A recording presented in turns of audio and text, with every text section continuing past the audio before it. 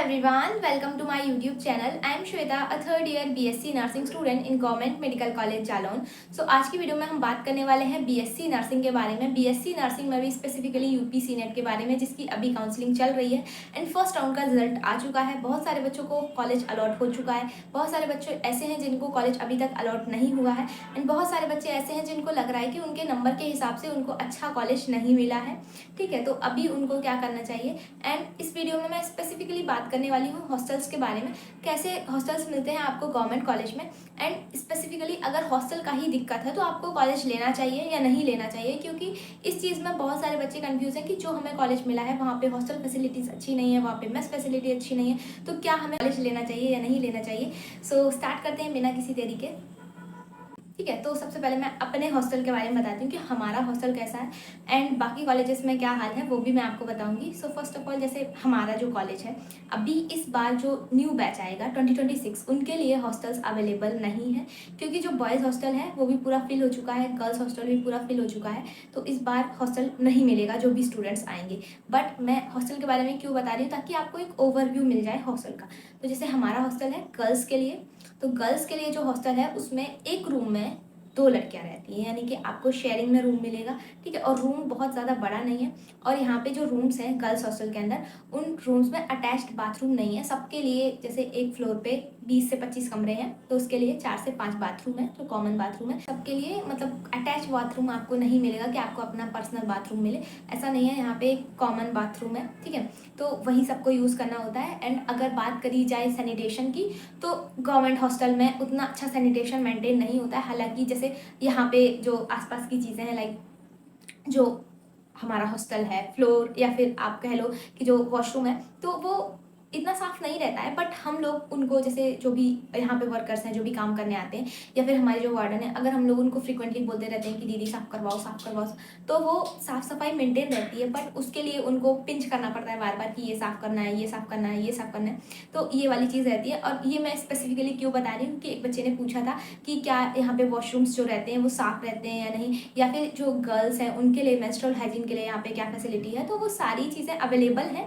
But वही चीज़ है कि हमें बोलना पड़ता है बार बार कि ये चीज़ें ऐसी होनी चाहिए, ऐसी होनी चाहिए. तो सुधरता भी है, बट ऐसा है कि एकदम से सारी चीज़ें नहीं अवेलेबल होती हैं, बट थोड़ा टाइम लगता है, बट हो जाता है सारा. ठीक है, तो ये वाली चीज़ है. उसके अलावा जैसे हमारे यहाँ पे जो मेस है, तो मेस के लिए फ़ीस लगती है एक बच्चे से एक महीने की 3500, यानी कि 3500 रुपये फ़ीस लगती है, जिसमें आपको मिलता है सुबह का नाश्ता, दोपहर का खाना और रात का खाना. ठीक है, तो ये 3 मील्स आपको मिलती है, सुबह का, दोपहर का और मतलब आपका जो शाम का है, तो तीन टाइम का मील मिलता है आपको 3500 रुपये में. और जैसे जो बच्चे नहीं खाना चाहते मेस से, तो उनके लिए पहले ये चीज़, मतलब पहले ये फैसिलिटी नहीं थी कि आपको मेस से नहीं खाना है तो आप बाहर से खा सकते हो.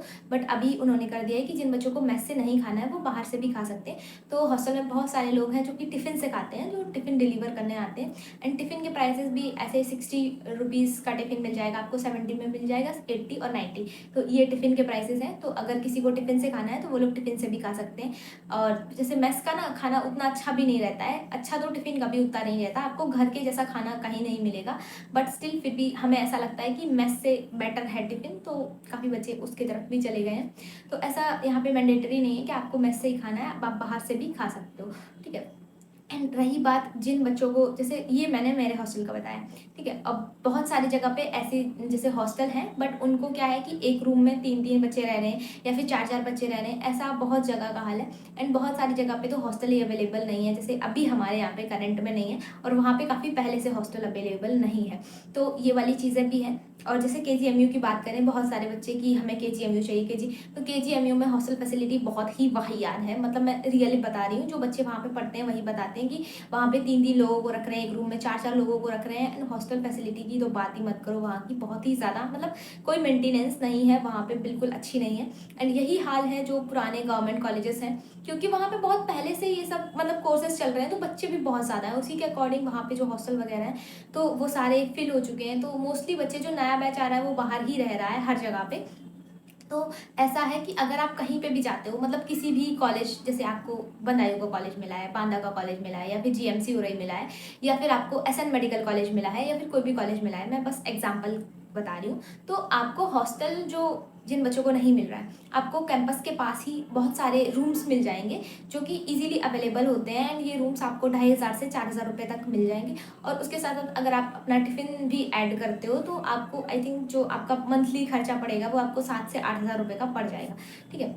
क्योंकि आप रूम का रेंट दोगे और आप अपने खाने का दोगे तो वो आपको इतना तो पड़ ही जाएगा। अगर आप बहुत मतलब खुद से बनाना चाहते हो तब भी उसके लिए मुझे लगता है बहुत टाइम भी लगता है। आपको सारा चीज़ें अरेंज करना फिर बनाना तो वो बहुत ज़्यादा टाइम कंज्यूमिंग हो जाता है। खर्चा तो आपका लगभग उतना ही पड़ेगा, आपकी मेहनत भी डबल होगी। तो मुझे खुद से बनाने से ज़्यादा बेटर टिफ़िन सर्विस लगती है। तो वो हालांकि आपकी अपना पर्सनल चॉइस है कि आपको कैसे खाना है, आप खुद से बनाना चाहते हो या फिर आप बाहर से लेना चाहते हो।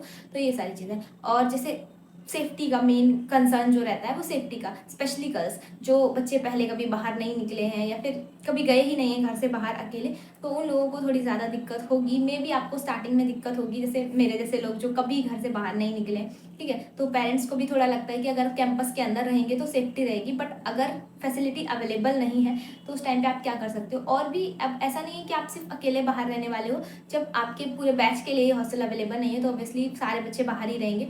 तो जब आप काउंसलिंग कराने आओगे उस टाइम पे, रिपोर्टिंग के टाइम पे हो सकता है आपको कुछ बच्चे मिल जाएं, तो आप उनसे भी बात कर सकते हो। या फिर आप अभी तो टेलीग्राम बंद है कुछ समय के लिए, मे बी जब ऑन हो मतलब जब स्टार्ट हो जाएगा टेलीग्राम तो उस टाइम पे आप टेलीग्राम पे भी ढूंढ सकते हो कौन से बच्चे आपके कॉलेज के हैं।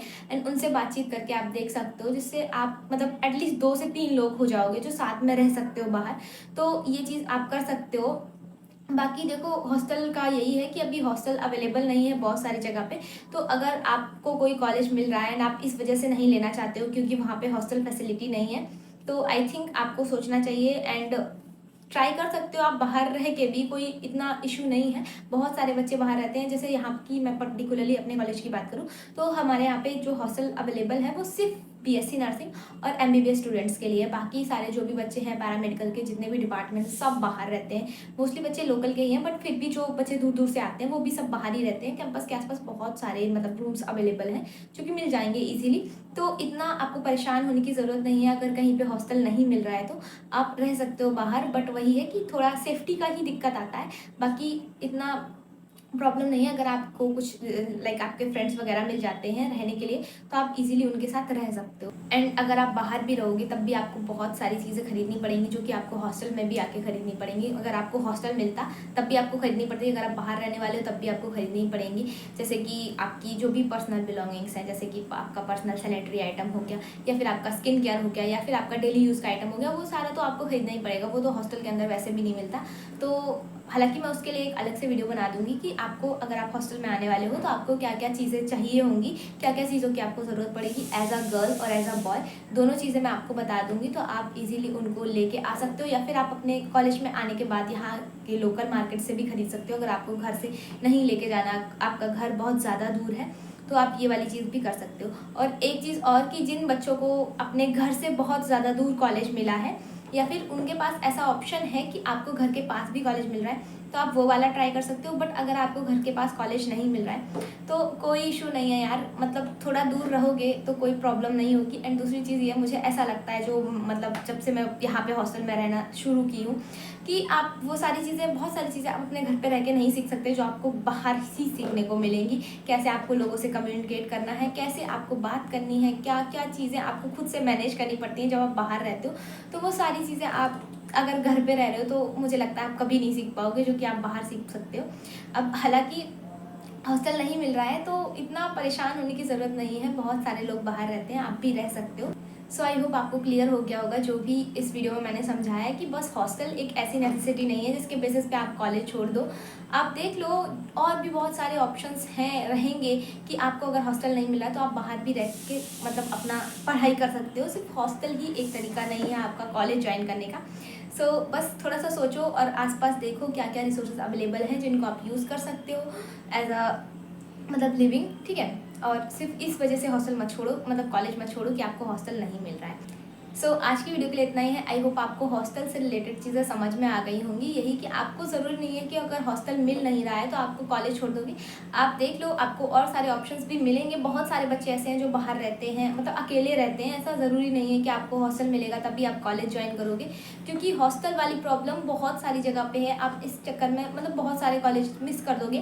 तो ये चीज़ आपको नहीं करनी है, क्योंकि सारी फैसिलिटीज़ नहीं हो सकता कि आपको सारी जगह पे मिल जाएँ। इवन हॉस्टल में भी आपको बहुत सारी दिक्कतों का सामना करना पड़ता है। बट वही चीज़ है कि अगर नहीं मिल रहा है तो आप इसके लिए आप रोओगे थोड़े ना बैठ के कि नहीं मिल रहा है तो मैं लूँगा ही नहीं, ये वाली प्रॉब्लम। तो बस यही है मेरा कहने का मतलब कि एक बार विज़िट करो कॉलेज में, पता करो, वहाँ पे आस-पास चीज़ें देखो। अगर वो तुम्हारी अफोर्डेबिलिटी के अंदर आ रहा है तो तुम्हें बिल्कुल लेना चाहिए कॉलेज। इस वजह से नहीं छोड़ना चाहिए कि वहाँ पे हॉस्टल नहीं है।